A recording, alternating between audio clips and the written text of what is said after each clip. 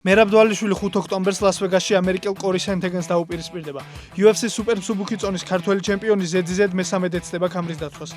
დვალიშვილის მეტოქე დივიზიონის რეიტინგში მეოთხე ადგილს იკავებს. ამავე ივენტზე კიდევ ერთი საჩემპიონო ბრძოლა გაიმართება, სადაც მაგომედ ანკალაევი ქამარს ალექს პერეირას წინააღმდეგ დაიცავს. გიორგი მიქაუტაძე ამბობს, რომ ლიონის დატოვებაზე არ ფიქრობს. ამის შესახებ მან ჟურნალისტებთან საუბრისას განაცხადა. აქ იმისთვის ვარ, რომ გოლები გავიტანო და კლუბს მიზნების მიღწევაში დავეხმარო, ამბობს მიქაუტაძე. აღსანიშნავია, რომ ლიონმა ლიგა 1-ში ადგილი შეინარჩუნა. კლუბი ფინანსური პრობლემების გამო მეორე ლიგაში იყო დაქვეითებული, თუმცა ფინანსური გარანტიების წარდგენის შემდეგ სადისციპლინო კომიტეტმა ისტორიულ კლუბს საფრანგეთის უმაღლეს ლიგაში ადგილი შეუნარჩუნა.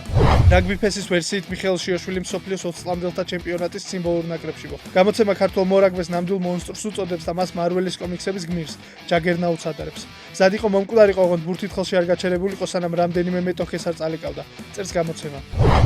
36 წლის შემდეგ პირველად ზიმბაბვეს მორაგბეთა ეროვნული ნაკრები მსოფლიო ჩემპიონატზე ითამაშებს. ზიმბაბვემ უგანდაში გამართულ საკვალიფიკაციო ეტაპის ფინალში აფრიკულ გუნდებს შორის დომინანტი ნამიბიის ნაკრები დაამარცხა და მსოფლიო პირველობაზე ისტორიაში მესამედ გავიდა. აქამდე ზიმბაბვემ მსოფლიო თასი 1987 და 1991 წლებში იასპარეზა.